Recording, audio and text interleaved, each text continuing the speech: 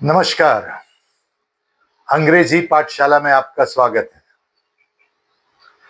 आज इस वीडियो में आपको हैव, हैज और हैड का दूसरा मतलब समझाऊंगा। हैव, हैज और हैड में जब हम टू लगा के बात करते हैं तब उसका मीनिंग थोड़ा अलग हो जाता है। यानी वो हैव टू, हैज टू और हैड टू होता है। हैव टू और हैज टू प्रेजेंट में इस्तेमाल करते हैं और हैड टू पास्ट में इस्तेमाल करते हैं पॉजिटिव सेंटेंसेस में। तो जब हम बात करते हैं हैव, हैज, हैड के साथ टू लगा के बात करना, तो वो होता क्या है?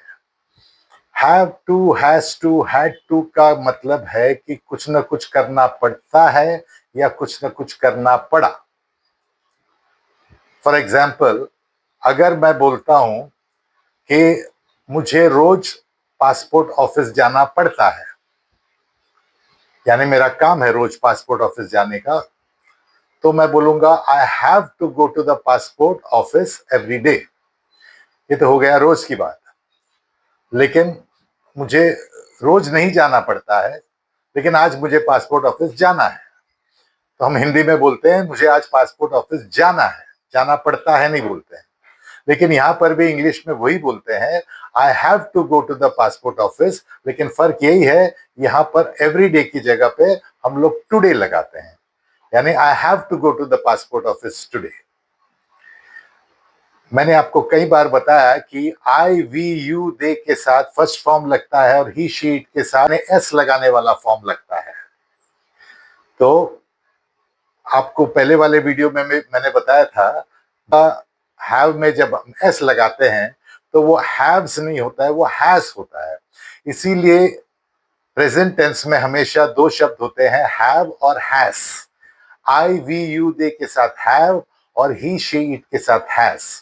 तो अब ऐसे ही सेंटेंस जब हम किसी और के बारे में जब बोलते हैं, जब अपने बारे में बोला तो मैंने बोला I have to go to the passport office, यानी मुझे पासपोर्ट ऑफिस जाना है या मुझे रोज जाना पड़ता है।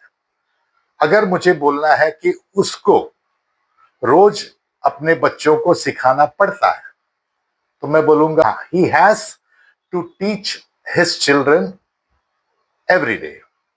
तो उसको सिखाना पड़ता है तो ही हैज टू टीच। अगर समझो रोज नहीं करना पड़ता है, आज उसको सिखाना है, तो आज उसको अपने बच्चों को सिखाना है, तो he has to teach his children today. तो हमने एक सेंटेंस में हिंदी में सिखाना पड़ता है बोला, वहां पे भी हैज टू लगाया, हैज टू टीच बोला, और आज उसको सिखाना है बोला तो वहां पर भी हैज टू टीच ही होता है, उसमें फर्क नहीं होता है। तो हैव टू और हैज टू कंपलसरी के लिए हम लोग लगाते हैं। और जो भी चीज कंपलसरी है, पहले मैंने जाने के लिए कंपलसरी बताया, पासपोर्ट ऑफिस जाने की बात किया तो हैव टू गो हो गया। अगर किसी और को जाना पड़ता है, he has to go to the passport office every day. अगर मुझे रोज अपने बच्चों को सिखाना पड़ता है तो I have to teach my children every day, या मुझे बच्चों को सिखाना है तो आई हैव टू टीच। तो have to teach, have to go, I, we, you, they के साथ, ही, शी, इट के साथ, has to teach, has to go, या जो भी वर्ब होगा, जो भी करना पड़ता है, वो आपको फर्स्ट फॉर्म लगाना है। अंग्रेजी में एक बात हमेशा याद रखो, बहुत बार दो क्रियाओं का इस्तेमाल करना पड़ता है। जब दो क्रियाओं का इस्तेमाल करना पड़ता है तो हमको बीच में टू लगा के बात करना पड़ता है कई बार। तो इसीलिए हैव टू भी वर्ब है और गो और टीच, ये दोनों भी वर्ब है। तो have to teach, have to go, has to teach, has to go. ये हो गया प्रेजेंट टेंस में बात करना पॉजिटिव में। नेगेटिव में बात करना है तो हमने पहले भी बताया था कि हम डोंट और डजंट का प्रयोग करते हैं प्रेजेंट टेंस में। तो मुझे आज पासपोर्ट ऑफिस नहीं जाना है तो I don't have to go to the passport office today. मुझे रोज पासपोर्ट ऑफिस नहीं जाना पड़ता है, I don't have to go to the passport office every day. उसको रोज अपने बच्चों को नहीं सिखाना पड़ता है तो he doesn't have to teach his children every day. उसको आज अपने बच्चों को नहीं सिखाना है तो he doesn't have to teach his children today. English में सिर्फ टुडे और एवरीडे में फर्क पड़ता है, लेकिन हिंदी में हम सिखाना है, जाना है एक तरफ बोलते हैं और दूसरी तरफ रोज की बात है तो हम बोलते हैं जाना पड़ता है और सिखाना पड़ता है। ये फर्क हिंदी में आता है लेकिन अंग्रेजी में उसका स्टाइल एक ही है। तो अब ये नेगेटिव हो गया। अब बात करते हैं क्वेश्चन पे। जब हम क्वेश्चन पूछेंगे तो हम पूछेंगे do you have to go to the passport office today, ये पॉजिटिव हो गया। या does he have to teach his children today, क्या उसको आज अपने बच्चों को आज सिखाना है।